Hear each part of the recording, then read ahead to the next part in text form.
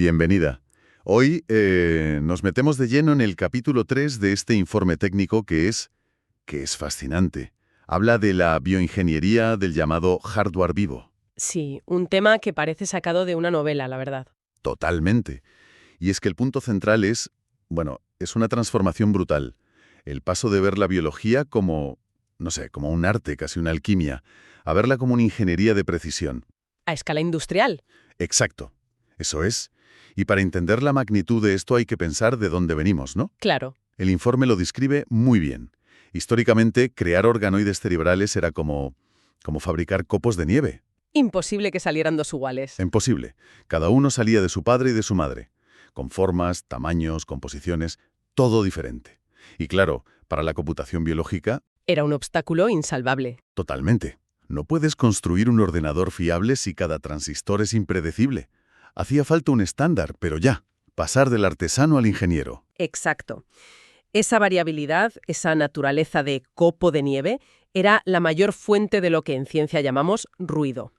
Es el enemigo número uno de la reproducibilidad. Claro. Si cada unidad de procesamiento biológico, que el informe las llama BPU, por Biological Processing Unit, es única, pues es imposible replicar un experimento, Ni comparar resultados. ni mucho menos construir sistemas complejos que escalen. La industria necesitaba, y esto es la clave, eliminar la aleatoriedad. Crear un hardware vivo con una ficha técnica, con especificaciones garantizadas. Como un chip de silicio.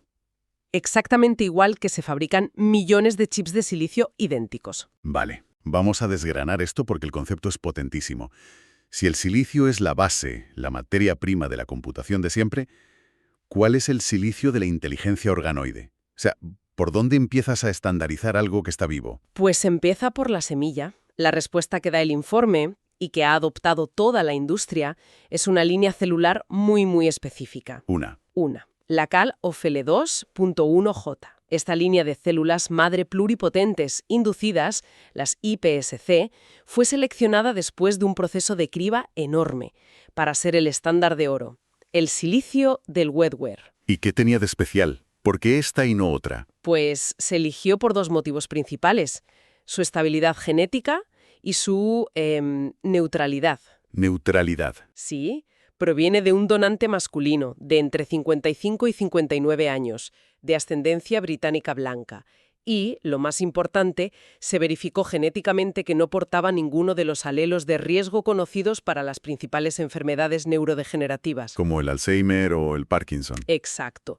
Esto es fundamental para asegurar lo que el informe llama la durabilidad del bioprocesador. No quieres que tu ordenador biológico desarrolle el equivalente a una demencia en los 6 meses. Para un momento, esto es alucinante. O sea, ¿no es que encontraran la célula perfecta por casualidad? No, para nada. Es que la seleccionaron con un criterio de ingeniería a larguísimo plazo. Pero es que la historia no acaba ahí, ¿verdad? Porque según el informe no era perfecta del todo. Hubo que repararla. Efectivamente. Y este es uno de los puntos más espectaculares. La línea original, aunque era muy buena, tenía una pequeña mutación en un gen llamado ARID2. ARID2. Sí. Este gen es como un director de orquesta, regula cómo se leen otros genes cuando la célula madre se convierte en neurona. Y ese pequeño defecto era como una nota desafinada que introducía inconsistencias. O sea que, incluso con la mejor materia prima, seguía habiendo una fuente de ruido, un fallo en el sistema operativo. ¿Y qué hicieron? Pues ingeniería genética de precisión. El famoso CRISPR, me imagino. Justo. El CRISPR-Cas9. Lo usaron como si fueran unas tijeras moleculares, para entender, ¿no? Para cortar y pegar ADN. Exacto. Entraron en el genoma, cortaron esa secuencia defectuosa del gen ARID2 y, la reemplazaron por la versión correcta. La versión de fábrica, por así decirlo. Eso es, lo que en genética se llama el estado salvaje o wild type. Fue como instalar un parche de firmware al ADN. Sin ese parche, toda la estandarización posterior se vendría abajo.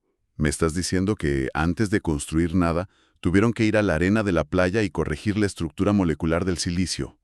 Es un nivel de control que cuesta asimilar. Es que no había otra opción. Corregir esa mutación garantiza que cada lote de células en cualquier fábrica del mundo que use el estándar KF2.1J responda de manera predecible, uniforme. Que todas las CPUs biológicas que salen de la cadena de montaje tengan exactamente el mismo genoma base. Eliminando el ruido genético de raíz. Y no solo eso, a partir de esta base genética idéntica, de esta base perfecta, se han creado cientos de variantes, las llamadas líneas isogénicas. ¿Qué son exactamente? Son clones de la COLF 2.1J en los que se ha introducido a propósito una única mutación específica. Ah, vale. Por ejemplo, una mutación asociada al Alzheimer.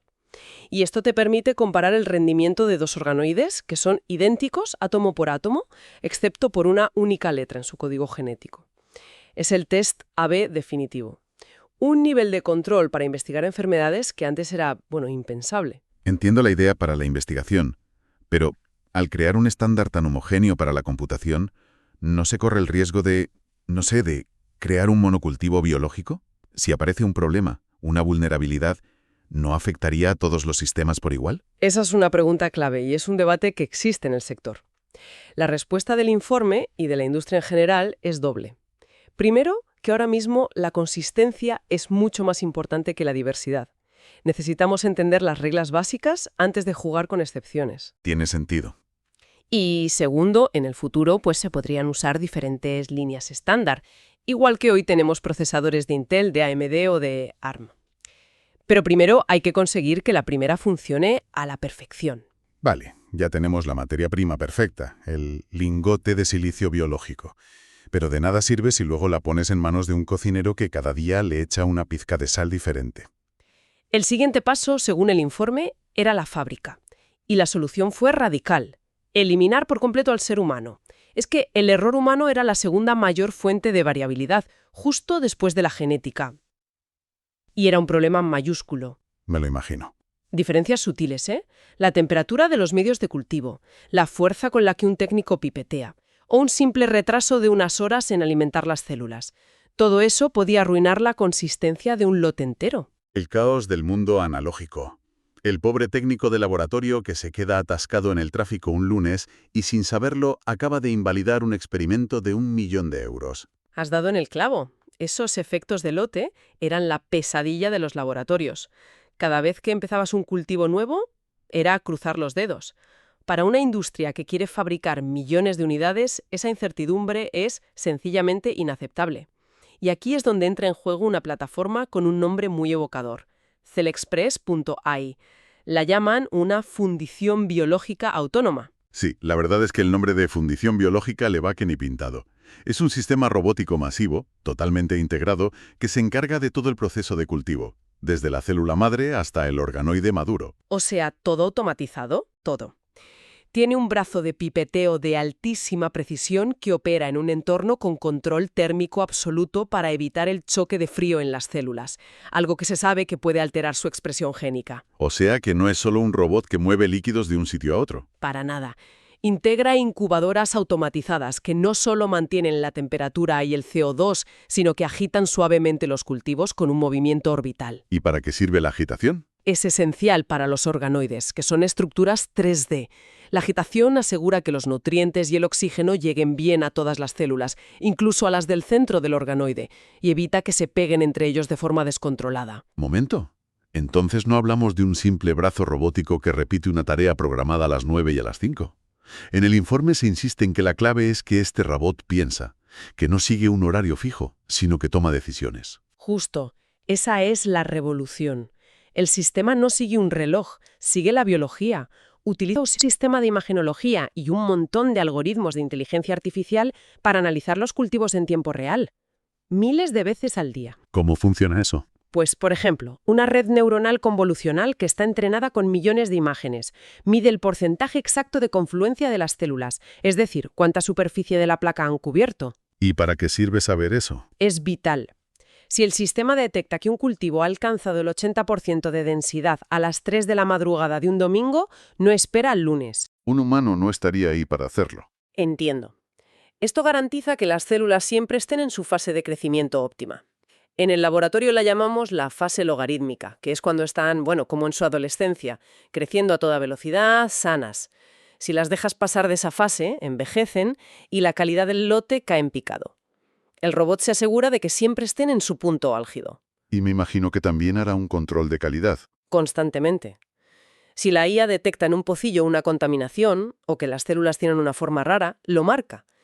Y puede decidir de forma autónoma descartar ese pocillo para no malgastar reactivos que cuestan un dineral en un producto que ya sabe que va a ser defectuoso. Es un filtro de calidad en tiempo real. Exacto.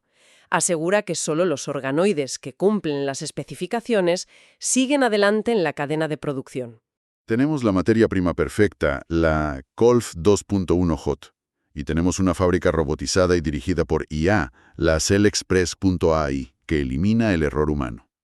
El siguiente paso lógico es la inspección final. ¿Cómo se certifica que el organoide está listo para computar?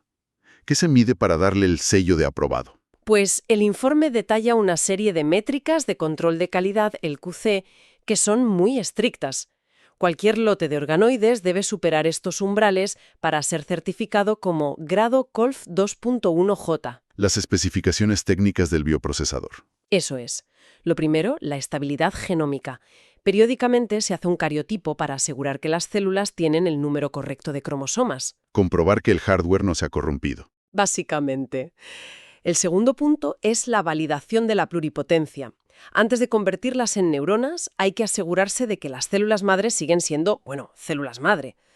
Se les induce a diferenciarse en los 3 tipos de tejido embrionario. Ectodermo, mesodermo y endodermo. Exacto. Y se debe demostrar con marcadores que pueden hacerlo con una eficiencia cuantificable. Es como comprobar que la materia prima sigue siendo versátil antes de especializarla. Y supongo que la prueba final, la más importante, es ver qué tal se les da a convertirse en neuronas.